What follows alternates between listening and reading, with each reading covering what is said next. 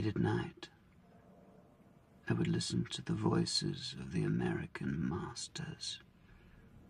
Tony Tennille, Debbie Boone, Anne Murray, who was actually a Canadian, working in the American idiom. And then there were the crypto, homo rockers, Lou Reed, Iggy Pop, David Bowie, who was actually an idiom, working in America and Canada. These artists, they left as deep an impression on me as that oven rack did on my face. To be a young American in muskrat love, soft as an easy chair, not even the chair. I am, I said, have I never been mellow? And the colored girls sing. Welcome back to another Cult of Films. My name's Jon Dunning. I'm your host today, and we'll be talking about 2001's John Cameron Mitchell's Hedwig and the Angry Inch. Ladies and gentlemen, whether you like it or not, Ow! Hedwig! Don't you know me, Kansas City? I'm the new Berlin Wall. Try and tear me down. How did some slip of a girly boy become the internationally ignored song stylist barely standing before you? Damn, I can't believe you're not a girl. Looks like we got some sugar daddies in the house. You could give me a cavity, honey. Now you're interested, huh? Inch, not itch. Intrigued? It is clear that I must find my other half. But is it a he or a she? Can two people actually become one? The dark turns and noise of this wicked little town. One day, in the late mid-80s, I was in my late 20s. I never knew that woman before that night, and I never knew she wasn't a woman. I've got a sweet tooth. Songs exploded out of us. We were outgrossing monster trucks in Wichita. When it comes to huge openings, a lot of people think of me. I had tried singing once, and they threw tomatoes. So after the show, I had a nice salad. Thank you, ladies and gentlemen. Thank you, both of you. Did you put a bra in a dryer? Yes. How many times do I have to tell you? You don't put a bra in a dryer. It warps. Okay, everybody. I put on some makeup. Suddenly I'm this punk rock star. And I ain't ever, I'm never turning back. Hey boy, take a walk on the wild side. Hedwig and the Angry Inch! When I think about all the people I have come upon in my travels, I have to think about the people who have come upon me.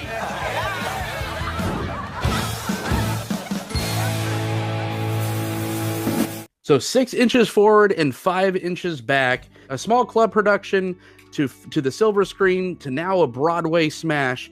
And we're talking about all of it. And I'm not doing this alone. I have some returning guests for the very first time on this show on the Cult of Films, The Walking Deborah, Porter-Thompson. Thank you so much for joining us tonight.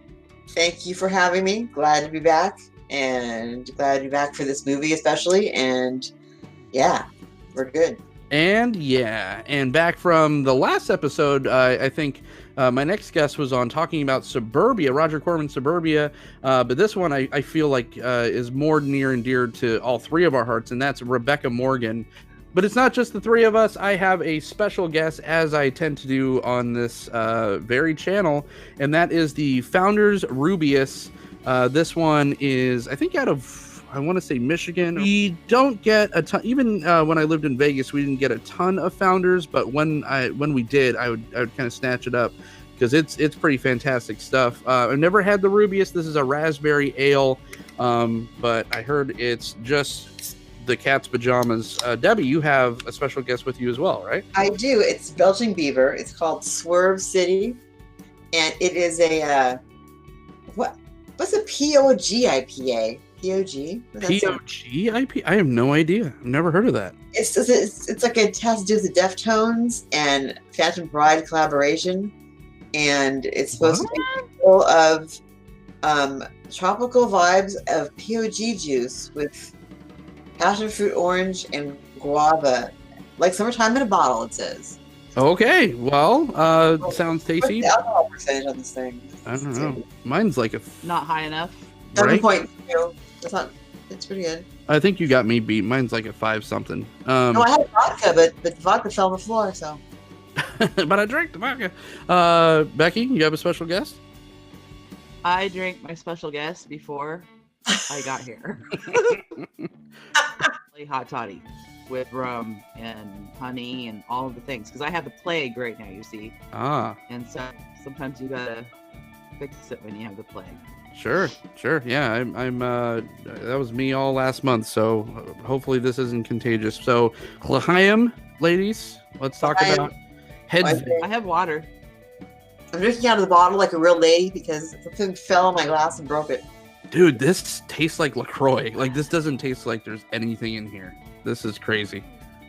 This is really smooth and yummy. So I think Hedwig would approve. What is she drinking in the movie? By the way, it looks like she's drinking Orgina or Orgina. I don't know how you say it. She was like Boone's Farm and stuff. I mean, I don't even know. It's like radioactive orange though. It just looks awful. There's one point where she's drinking Zima. Yeah, when she's sitting on the tires, right? That's scary. Yeah, there's another time where she's drinking like gin or something. Oh, we're just telling the stories about how she had the job called Blow. That one. Yes. Yeah, that's Zima. Yeah. She's on top of the tire, like the tire stack, the stack of tires. Drunk in hell. So let's I guess the best way to do this is just to kind of set the stage and talk about like I said at the top of the show, that this was a film that started as kind of I think John Cameron Mitchell was very he's an Army brat, right? So he was born in El Paso, Texas. I think he's about 55 years old right now.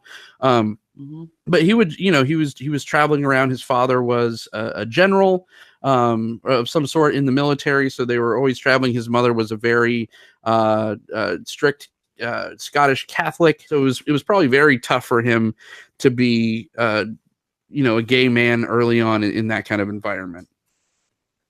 Of course. I mean, any kind of ultra religious environment, whether it's anything, Catholic, Mormon, whatever, it's very, of course. You're gonna go along with it, or you're gonna go to conversion camp, or you're gonna make Hedwig. Right, and thank God, or whoever, thank Lucifer for the choice. he took door 3. I mean, and he actually talks very candidly about, yes, his family was that certain way, but he never felt that he was like, he said he had a good, like a decent upbringing. His family, his parents were supportive of him when he came out. They were very supportive of him when Hedwig went sort of, I want to say viral, but that's not the right word now. I know I've seen interviews with him and he talks about his childhood. He talks about having a rough childhood. Yes, I mean, anybody who's an Army brat has to be, or a military brat has to be shipped around. That's never easy. His family in the end were very supportive of him. And there's even clips of him talking to his father in some of the added footage the extended footage on the DVD. You'll watch, and his dad is actually a pretty cool guy. I mean, considering the generation and considering he was a military guy, his dad is actually pretty damn cool. I think they're just happy that he was successful and he's healthy and happy now. I think he was doing the acting thing, but he was I think he was Captain MacGyver for a while. As like this reoccurring, small role, but then he's like, I want to write my own thing. And then boom, he started doing this, and he was very, he was kind of shunned by the drag and trans community for the longest time in the beginning, because he was seen as this kind of outlier where he was always afraid to kind of be as feminine as he felt. But then he started, showing up and wanting to do this performance, and it did not go over well. No, well, what you have to understand, he was performing in a venue with primarily drag queens. Now, in this day and age, drag drag has kind of evolved. I mean, you have people like Sharon Needles that are much more edgy and things like that. But back in that time, I don't think they knew what to do with him. He was very punk rock, the drag scene. And he was drag, but then he would rip off his drag. And I mean, it was very performance. Yeah, it was very much a performance piece. And I don't think it fit into the mainstream drag genre itself. And Hedwig he had this whole backstory for this. So Hedwig was a character and not as much an extension of himself as a person, the way that a drag queen is more of an alter ego for the person who creates that character. No, he didn't fit in their box. He didn't fit in their typical box. So he was shunned by them. Then the straight people were like, no, and he was very shunned by it. They just didn't know what to do with it. I mean, if you watch the very early clips of Hedwig, it looks like you're watching like a punk rock performance piece. It's exactly very edgy. Ripping off his corset, and he's destroying his makeup, and that's like unheard of back in that time. Like I said, now we look at drag and it's much more broad. More the art of drag. Well, it's more accepted, but the art itself is much more broad. If you talk to like old school drag queens, they do not like a lot of things that have been happening in drag as the art of drag nowadays. It's much more broad. People are coming out, and drag queens are not just like a caricature of a woman. They're literally walking pieces of art. And like I said, someone like Sharon Needles, I think, is a great example of that, because she has this amazingly edgy, almost gothic punk rock image, and she's not afraid to look almost disturbing. You know what I mean? So I think it's expanded. So I think that back then there just wasn't a place for Hedwig. I don't think it was supposed to be so much of a drag show as it was just a rock opera. No, it wasn't a drag show. Right. And that's why he didn't fit in their box, because he wasn't a drag queen. He wasn't a drag show. It was about someone who wasn't sure what was going on with himself. So I don't consider him a drag queen in that really at all. I think that Hedwig, the character, we obviously know now that is a character that sort of straddles the fence. Their Hedwig is sort of an enigma, right? It was in that middle. It was towing that line where it was, because he was or the character of Hedwig is kind of non-binary. He even states in inner dialogue and all that, should I be with a man, should I be with a woman, I'm not sure.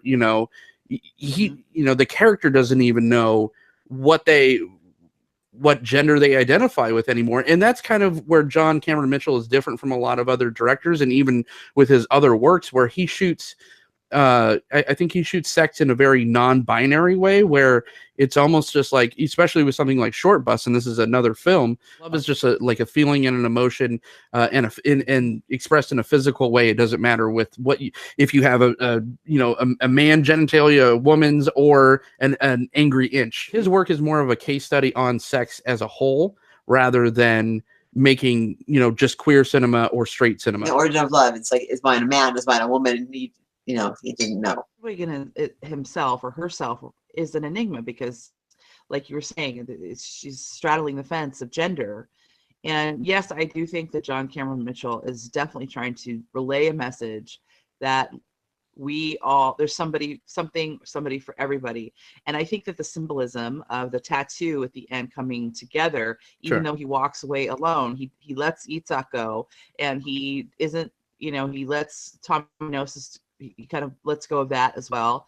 And then he's a whole person by maybe accepting himself for whoever he is, no matter what it is. I mean, at the end, he's naked. He's not a gender. He's not anything. He's just a person who has become whole, because found acceptance. It doesn't matter who you love. You have to accept yourself and love yourself before anything, and that's the message that I got. That's the message that was so important, that you have to, I mean, here's Hedwig. She's just a wrecking ball of anger, and because her circumstances have been so shitty in her life, going all the way back to her childhood when she was a little boy and she was molested by, her father, and then her mother being completely abusive and weird and super weird. And then of course the pressure of living in like, Eastern Germany during the Cold War and and there's no artistic expression.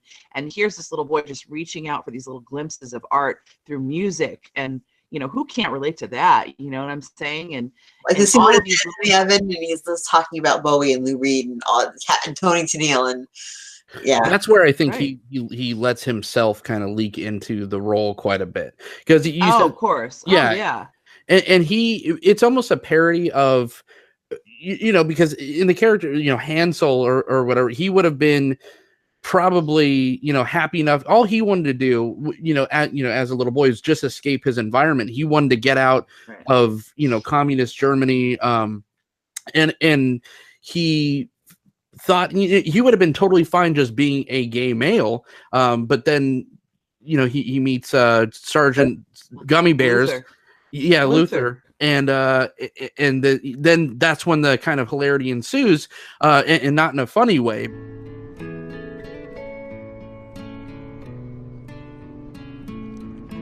The taste is completely different from a gummy bear. It's somehow familiar. It's much sweeter than a gummy bear. Wow. And softer too. I feel so optimistic. I suddenly recognize the flavor in my mouth. It's the taste of power. Damn, Hansel. I can't believe you're not a girl. You're so fine. It's so absurd it becomes a comedy. And that's kind of like the crux of the entire film is his situation, all these kind of, and it's all for nothing, right? Because he finally escapes his situation, where Luther leaves right away, finds someone else that has proper equipment. The wall comes down. And then the wall comes down. So it literally is all for nothing. And he's in a trailer park in the middle of buttfuck nowhere, and he's like, wow. Kansas City. Yeah, and that's the thing. I mean, obviously we're watching this at the core of the story. It's tragic, isn't it? I mean, this person was essentially mutilated and almost manipulated into mutilating themselves by her or his mother at the time. Her, it doesn't matter at that point. But and then this man who he feels loves him, and he's willing to completely change his identity, mutilate himself, so that he thinks whatever life he would have in Eastern Germany would not be, as good as the chances he would have if he did all these horrible things to himself. And he does it for not only, and he thinks he's going to be free, he does it for love. And then he, of course, and then in the rest of the film, it's just him being a wrecking ball, like I said, of anger and raw emotion. So he's searching for things. He's searching so hard for the right things, but he's not doing it. He's searching. He's looking for the right things in very odd ways. I mean, I think it's his fault though, because it's his. I mean, his mother's pushing him into it, right? Like she's just like, you have to do this to escape it, and then you have the creepy Sergeant Luther. So he's very naive at first, but literally, you think about it, like anything would be better than the situation. So he thinks he finds his Wonka golden ticket out of this situation, and then it just turns into just an absolute calamity. Lets Hedwig channel all that emotion into music. Hedwig is just like this rock opera god that's like larger than life, and he's like this vortex that all these band members, first the Korean girls, which is a very odd scene. One of the guitar players is the main character in Short Bus, but I mean, and then somewhere down the line that we get no exposition of explaining it all. He gets married to a transgendered woman. So it's like all this stuff is let out, but you never are just like, oh, I'm watching a disjointed mess, because it's just kind of sitting in a room, letting someone tell you their life story, and it just works perfectly. This is the thing about Yitzhak. She's not a transgender woman per se. She isn't allowed to be a woman. No, actually, in the added footage, the edited footage, again on the DVD, there is the scene where he actually meets Yitzhak. Okay. I've never seen that. And he finds her in like somewhere in Eastern Europe, was a Barbara Streisand impersonator. But she was living as a she. She was still a she. I mean, she was living as a she. What she wanted to do was be a drag performer, and they never actually tell you what her gender is. That's not an accident, I don't think. They never do really. Though even in the end, they don't really reveal that. Yeah. No, because she puts the wig on, and she's you know, when Yitzhak puts the wig on, it empowers her to be, you know, who she wants to be, and she wants to be beautiful and glamorous, and she is at the end. But is she a man or a woman? I think Yitzhak's character, I think that Yitzhak's character is above gender in a way. I think that she represents almost both sides of Hedwig, which is almost why Hedwig is so fucking angry with her and so resentful. He's trying to like oppress her, because God forbid someone should be happy, you know, around, and she still has a chance. And I think that is just something that Hedwig resents. And I think that's the very beginning when they're singing the first song, and he pulls her plug because she's like better than he was, and he's like, she's amazing, and he knows, and Hedwig knows that Yitzhak is amazing. Hedwig knows the whole time that she's loving to him, or he. I mean, it doesn't even matter. I'm probably going to switch gender pronouns like several times through this, because again, to me, gender. You just say the name. The story itself is just so beyond. It's very binary, pronouns. Right? It's just it is very binary. It's very fluid. Like anyone could be literally any kind of gender at any time, and I think that was the point where he even stated where he had a fantastic interview with Mark Maron, which I might link on the YouTube description. John Cameron Mitchell, and he was talking about making Short Bus, and Mark Maron, who's fantastic, but Mark Maron basically said, yeah, I was watching, and if anyone knows anything about Short Bus, it's almost a rom-com, but with hardcore, non-simulated sex, male ejaculation. Everything is in it. It is as graphic as it comes. But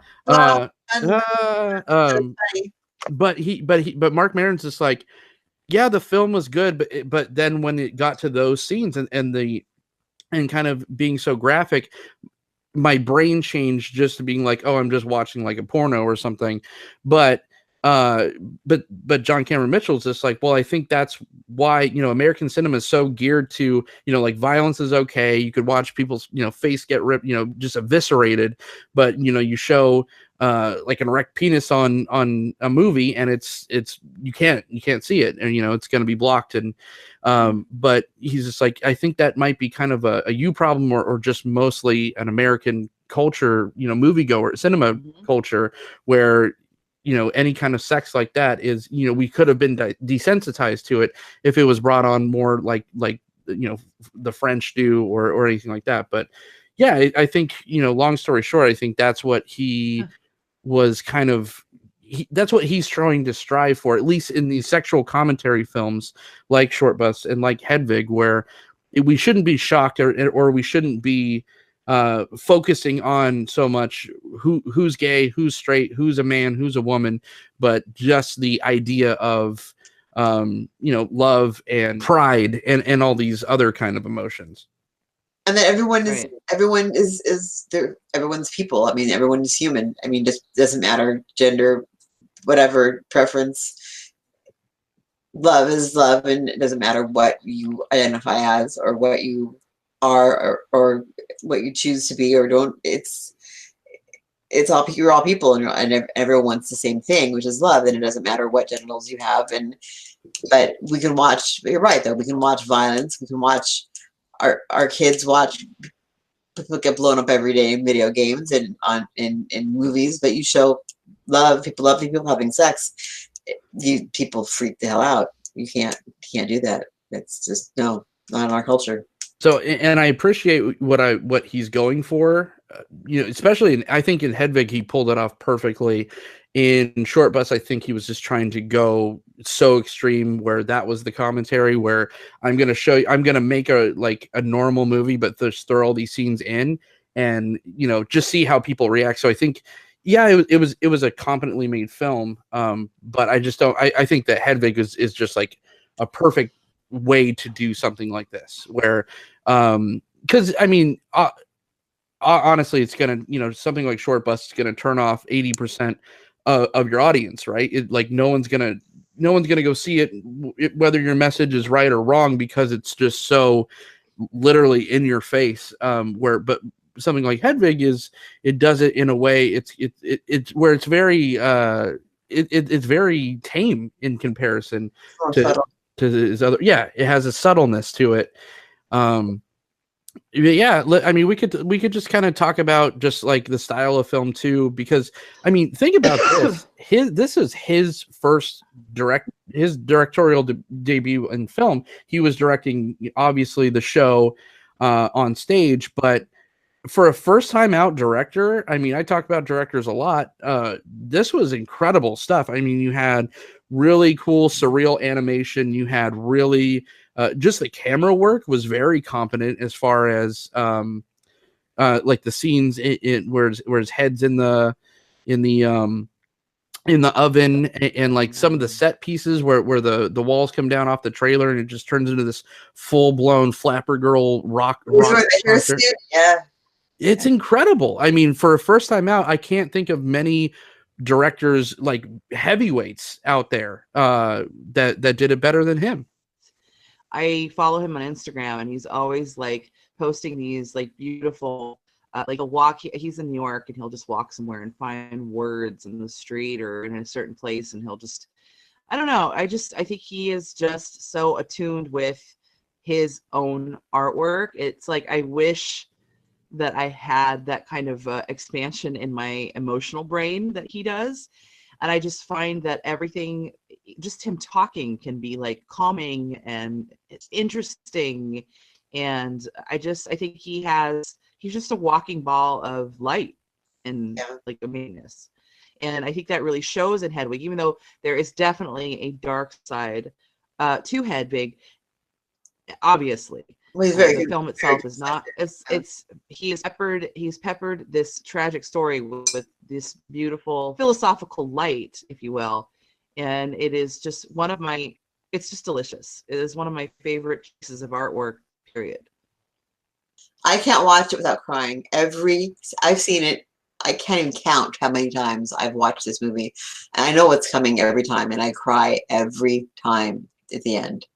Every single time. During Midnight Radio, or when he finally pulls the wig off, he talks about prognosis, and he finally he's in tears, and he finally accepts. He realizes he has to love and accept himself, and he starts to become whole, and that whole he gives Yitzhak the wig, and he just lets go, and just every time it just kills me. It's so, because that's the thing, he achieves the thing that he's been that. On surface level, he achieves what he was out to do, is gaining the recognition back and being recognized as a person of talent and an exceptional person. But once he has all of that, almost immediately, he's just like, this means shit if I don't know, if I can't come to grips on who I am, and how am I going to make someone else happy if I can't even be happy, right? Well, he loses the anger. He finally loses the anger. He loses the anger and all the rage, all the pent up everything,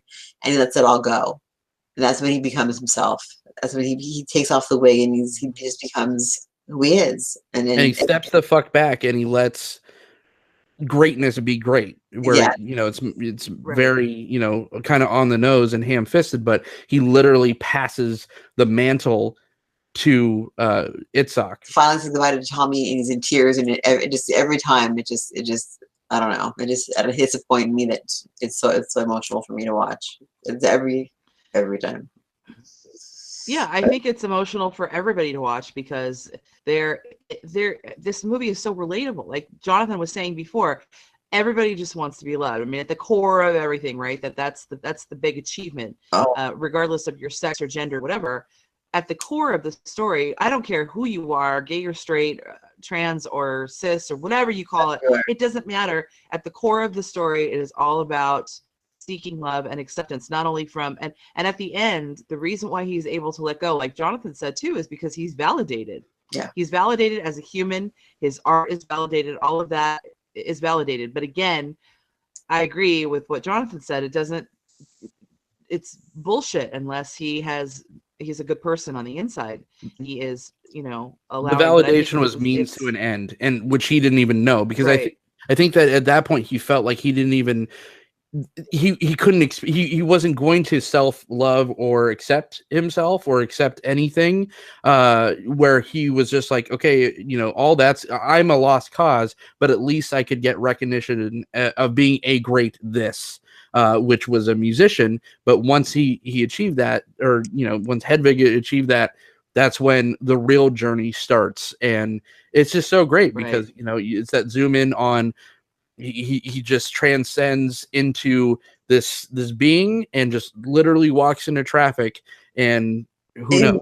And he's not a big ball banger anymore. He's finally okay, and it's just so amazingly, emotionally, incredibly awesome. And in the stage performance, I might be wrong, and correct me if I am, but at the end of the stage performance, does he actually wear wings at the end? I've heard. I've never seen the stage performance in its entirety. Okay. So I don't know the specifics of it. I've seen bits and pieces of it, obviously. But Sure. I've never seen it from beginning to end, so I don't know what the costume change would be or what the symbolism of that. But if he does put wings on, obviously that would be. But he's kind of, he, in the beginning, he's in the wall outfit, Yeah. So he makes himself larger than life with the costumes. And let's talk about this too, please. Let's talk about makeup. When I first saw this film, and the makeup is something that was, how that's a thing for me, obviously. But this was even before I was a makeup artist, and I could tell you it was one of the reasons why I fell in love with makeup at some point in my life, to the extent that I did, because watching Hedwig and the Angry Inch, every scene that he is on screen is a fucking another separate work of art. Wigs, costumes, and makeup. The close-ups and just like the glitter blue eyeshadow and the lip, and just absolutely iconic and unbelievable. The scene where, and then I know Mike Potter purposely designed different makeup looks for Hedwig, depending on the mood of the scenes as well. So, or the stage of Hedwig's life. I know that when he's singing in the ice cream place, that it's probably one of my favorite looks in the film, where he was wearing the two-tone wig and his face is just, she just looks absolutely stunning to me, and I could just look at her face in that scene over and over and over again, and it still holds up. We go through makeup trends like a box of tissues, right? That's just how fashion and makeup trends are. But when you go back and you look at the scene, or any scene actually, with Hedwig in it, and just the makeup and the hair, it's just timeless. There's no, obviously you see 80s influence, you see a lot of 70s influence, a lot of punk even rock, like a lot of punk rock influence, obviously, but it is wrapped up in this beautifully unique, iconic look. Kind of piggyback off what you were saying about how immaculate that makeup is, but it had to be because John Cameron Mitchell got like real super close. He is inside people's like pores. That's how close these shots are. So it had to be flawless, because you're looking at spit turn color when he's eating the gummy bears. He had no problem getting up and grill. So of course that makeup had to be perfect. And the gentleman's name, like you said, did Academy Award level makeup work. Mike Potter's talent is on another level, and he created this from the ground up. He pretty much had carte blanche, as far as I know. That John Cameron Mitchell had a vision, but the talent of Mike Potter just blew the whole roof off the entire look of the character, and not just Hedwig, sure. right? I said, not, yeah. but I mean, but the Hedwig specifically, and then Sure. and of course, like I said before, he not only did the film, he did the Broadway show. Now, I can't comment much on the Broadway production because I haven't seen it. All I know is that I am a purist when it comes to Hedwig. I am old school, you know. I mean, I took Debbie one night to a production in West Hollywood at the old Laemmle Theater called Rainbow Carnage. Now, this little field trip was awesome, and we've gone several times, but I took Debbie one time. But we would go to Rainbow Carnage because Hedwig was it was, at the time, people were kind of comparing it to Rocky Horror Picture Show because there just wasn't another rock opera, I guess. I don't know, like I guess similar to this. There's surface level similarities, yeah. I mean, yeah, but I mean, but I'm sorry, but you cannot. Just my personal opinion, you cannot, like, Rocky Horror Picture Show is its own thing, and I think it's fun, but it doesn't hold a candle to this film. But you pick up both of the jacket sleeves for an unknowing, first time moviegoer, and they're gonna think that those two are similar. Right. So they were kind of like, so anyway, so there are these little theater groups, these little like cinema nerds, right? These little theater nerds that formed a group called Rainbow Carnage in West Hollywood. And they would perform Hedwig like Rocky Horror Picture Show. So they would play it at the Laemmle Theater. You go, and they would have scenes where they'd have props and things, and the audience would participate and throw things, and then we'd have these little bingo cards called Hedwig Bingo, and we'd have to identify things, and people would come out in a costume dressed like the characters and act out certain scenes. And it was such a blast. It was such a blast. They did such a good job. And it was just this hilarious, fun, emotional, wonderful bonding over this film. And what a cool thing to have happen. So it had this amazing cult following from the beginning.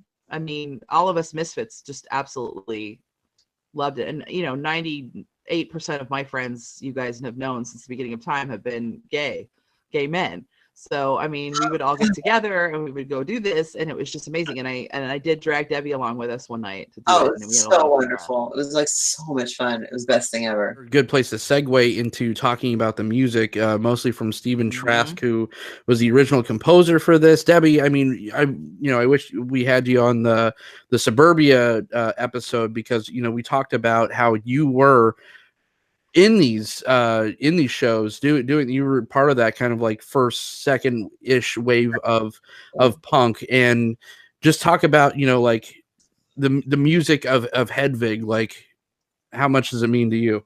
Music of Hedwig was so amazing because it was so heartfelt, it was so genuine, it was so it was just so perfect, and it told the story.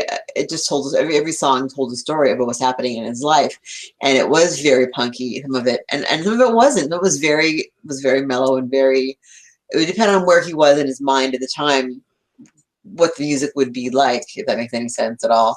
Yeah, like Midnight Radio is like a straight up like ballad. And Midnight Radio is pure Bowie to me. Yeah, absolutely, absolutely. Yeah, great point. A lot of there. In a lot of the songs, there's a lot of Bowie influence, I feel.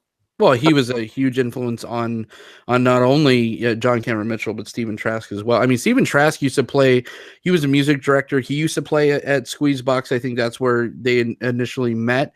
He used to perform with Debbie Harry, Joey Ramone, all these people. Like, he was a major force, and to have to get him to make these incredible original music for this, because I mean, whether you like the movie or not, I've turned on some of these songs to people that don't even know what Hedwig is, and they're just like, who is this band? Like, this is incredible.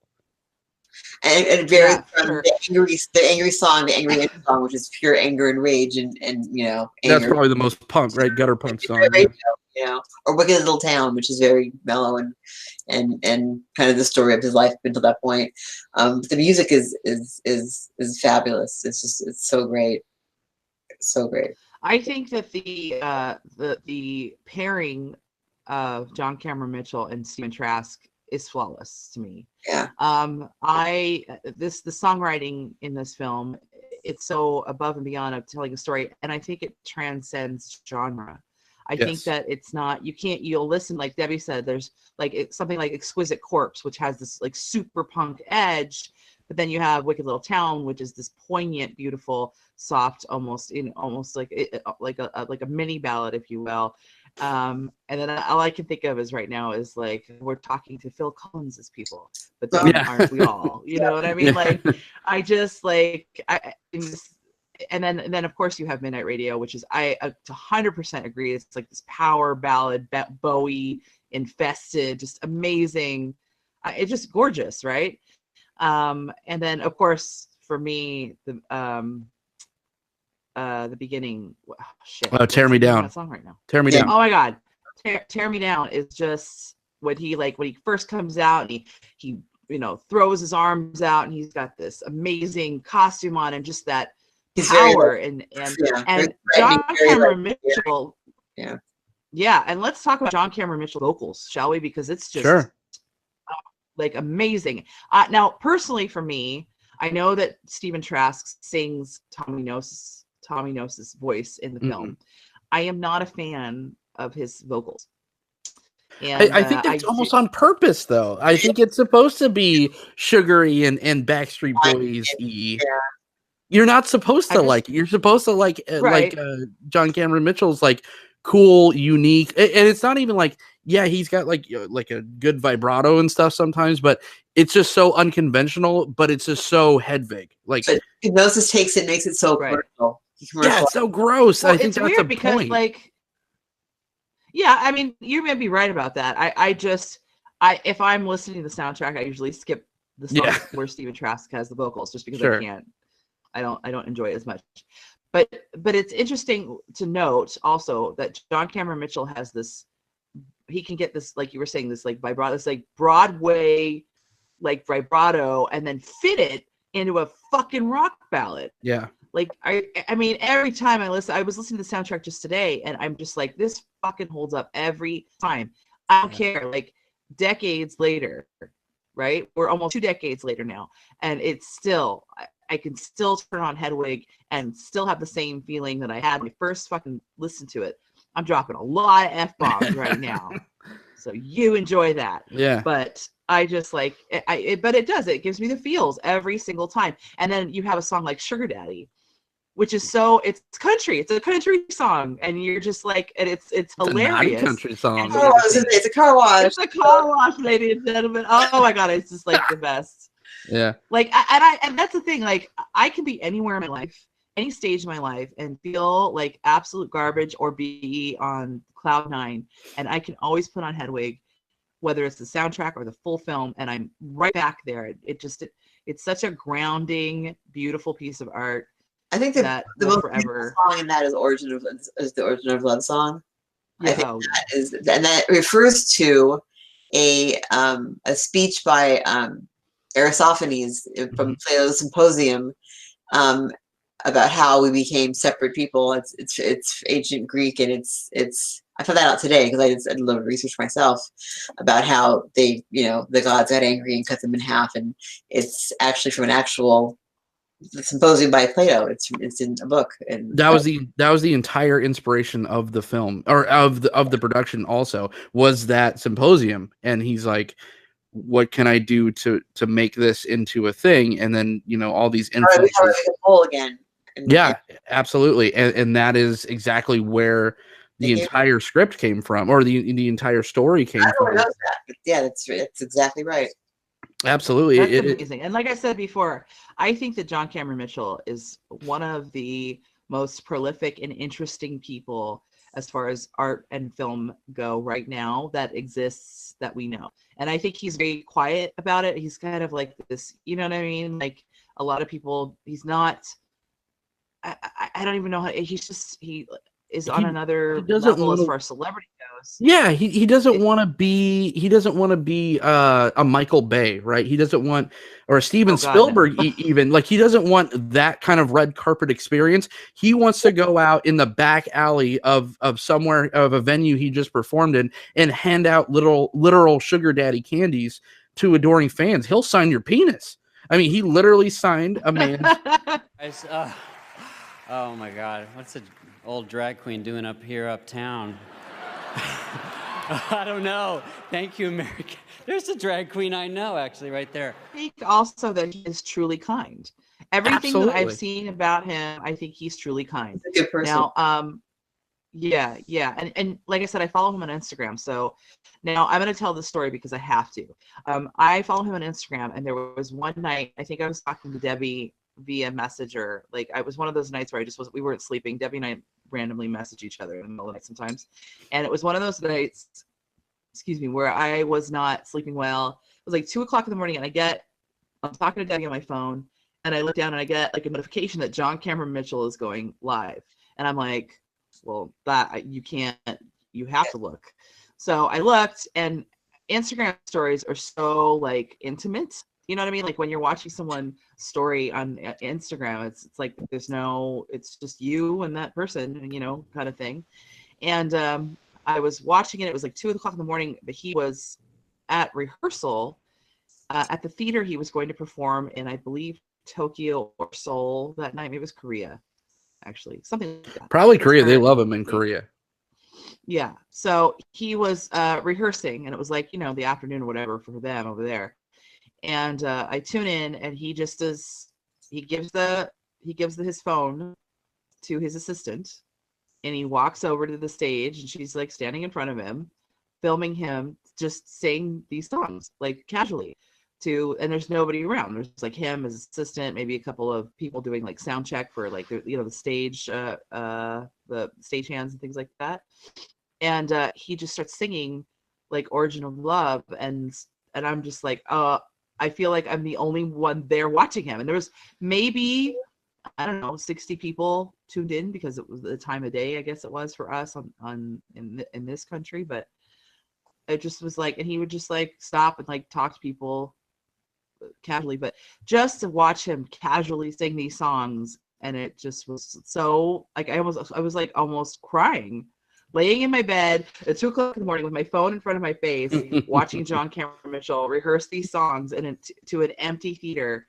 It was like just live on a cell phone, was just like, it was religious. You know what I'm saying? Like, yeah, seriously religious. You know how I feel about live performances, things like that, but this was on another level. Well, I think one of the big things that brought him back to was his father.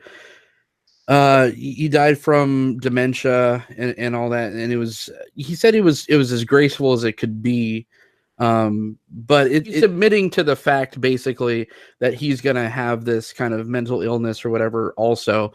And so his end game, his mom has it too. His mom also has exactly. So he's just like, it's got, I'm hitting my mid 50s, it's next to 60s, maybe 70s, it's gonna come probably, so he wants to, now he's just like, he's just picking stuff that means stuff to him, and that is a true artist, and that's so refreshing. It's a breath of fresh air, because he just wants, he's just like, I literally, he's like, the end game, and he told this to Mark Maron, he's like, the end game is just to get like a seaside, small property and just write novels until I can't, because it's he doesn't want to act anymore. He did the little thing on Girls, that little stint on Girls, which was cool, but that's not really fueling him anymore. He doesn't really take paycheck movies. Like, he did that kind of like weird concept with Ellie Fanning film, like How to Talk to Girls at a Party, which wound up being not great, but it's at least interesting because it's like this weird like sci-fi,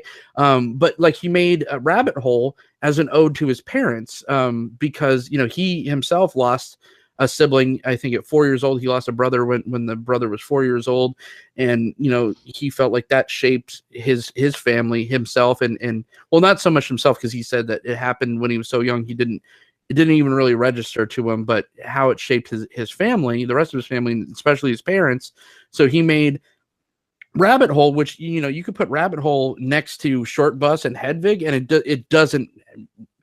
It does and it doesn't. It has a John Cameron Mitchell like film language to it, but it doesn't have any of that kind of commentary. It's a completely different thing, but it was for his parents. It was just like, I hope this kind of heals what you went through for losing a child. And he said it just wasn't, the reception wasn't what he was hoping for, because he said they were just kind of watching it as a film that he did, and he was watching them, and it just really kind of turn the family on its head, so to speak. So he was just trying to do that, as he's just such a that's what I'm saying with even earlier when I said he'll go out to a back alley and hand out sugar daddies to fans. He wants that more tactile experience, not so much like a social, like he doesn't need 1 million followers. I'm sure he would have 2 million followers if he was ever on Twitter. He doesn't like any of that. That's not what he was saying. He has no need for social media. He really is not interested in social media whatsoever, and he doesn't pay attention to that at all.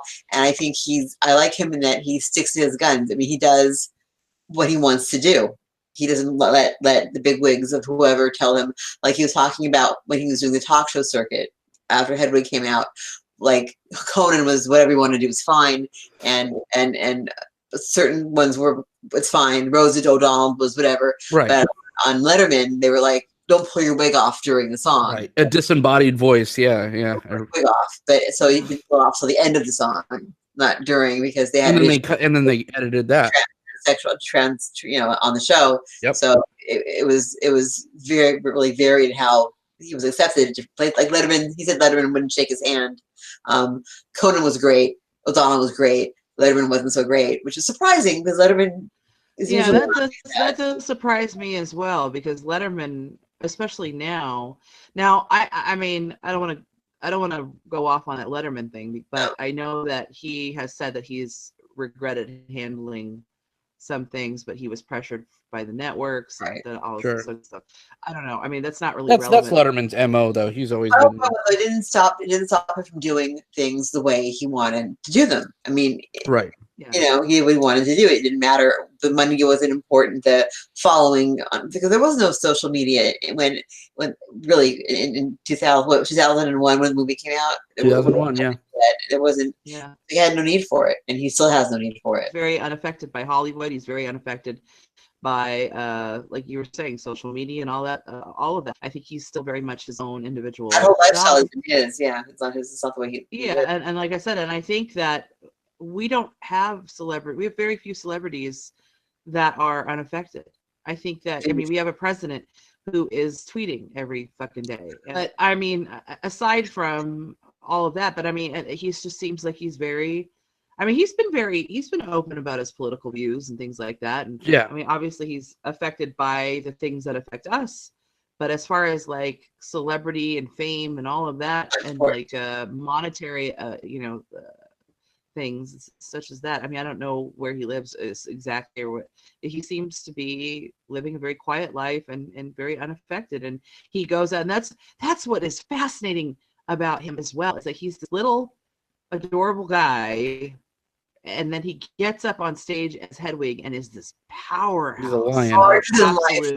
Larger than life character. Yeah, I mean, that's the thing. I mean, he is just a powerhouse and a little compact. I mean, it's amazing to me what that man is capable of. But you talk to him and you feel like your ears are broken because he's so mild mannered, and he's not affected, but he is not detached either. He is, I mean, he was very candid about the relationship he was in with this guy that he was with for 6 years. I think that was the original bassist in the house band for Hedwig in the original run of it, where this gentleman was just super drugs, alcohol all the time, died from liver disease at 35 years old. But yeah, it's like all these things kind of, he cares, like he gives a shit. He just doesn't superficially care, which is just such a fun dichotomy for playing someone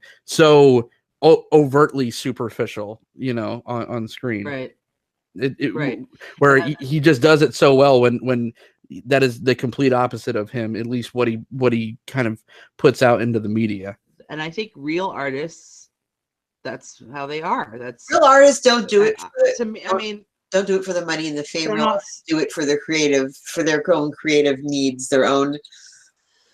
They create to create because that's what they need to do. Well, they don't- should, right? That's hard to come by now. That should be. and they're going to get money and they're going to get this.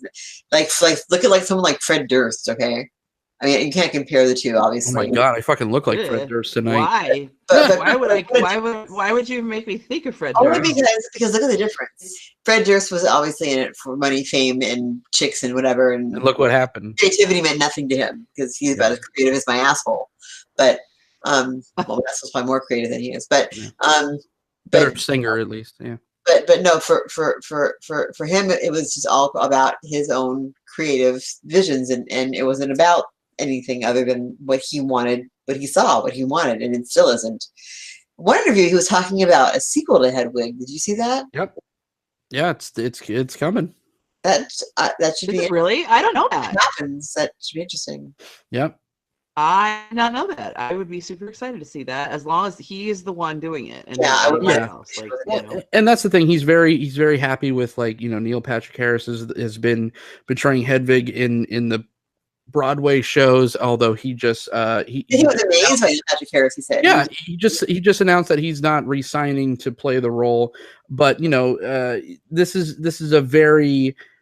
this is an extension of him at this point. Like he said, he's gone on to do many other projects. He's always looking at the next thing, but he always for a reason this character from East Berlin. So that's about it. Any final thoughts on this episode of Cult of Films on Hedwig and the Angry Inch? Debbie, thank you for joining us. Any final thoughts, and where can everyone find you? I think it was a great choice for a show. I think it was a great choice for tonight. I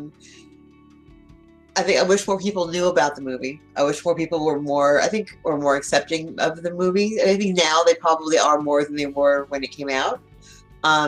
This is one of a kind. It's one of a kind, and there'll never be another one like that ever again.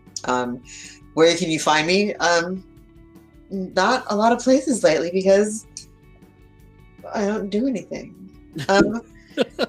On your channel, when you do things that involve me, that's it. I'm on Twitter, nowhere, not saying anything lately, and you can find me in my room. All right. Well, this took a dark ass turn. Becky, any final thoughts on Hedwig and the Angry Inch, and where can everyone find you? Well, my final words. The thing is, there's not enough words Sure. to describe how I feel about Hedwig and the Angry Inch. It is one of those films and collective pieces of artwork that will always be a part of me. Like, I will always be a fan. And I agree with Debbie. Did not change you forever watching it? Did not change who you are in a way. I think Hedwig validated all of us in one way or another. Doesn't matter who you are. Doesn't matter what sex you are, what gender you are, who you love, who you don't love. Hedwig is one of the most validating pieces of artwork as humans that I have ever encountered in my life. Especially as a creative as well. Especially as a creative person, absolutely, 100%. And where can everybody find me? Well, I have a couple of. I do have an Instagram, and I do still do artwork, although it's kind of slowed down a little bit lately. On Rebecca Morgan Creative, or at Rebecca Morgan Creative on Instagram. And I am also a tour guide at Zach Bagan's Haunted Museum in Las Vegas at the moment. So if you have a hankering for some paranormal business, then you should come to Vegas and come check us out. Right, he's a fan of the show, I'm sure. You can find me You can find me right here on this channel all the time, doing all the things. You could also directly support this channel on patreon.com, become a patron, and support everything that we're doing here on this show. I'd like to thank the lovely ladies on this show for becoming the newest patrons, as well as, Mr. Williamson, Mr. Bevers, Kat, and Anthony, Magic with Zuby, and Rafael Garcia. Thank you so much to all the Patreons that support the show. And it's only gonna kind of, it all goes back into it to make it, just better quality, and more time to do this fun shows like this. You can also find me on Twitter at OrzovDunn. All right, go watch more cult films. See you later. Bye.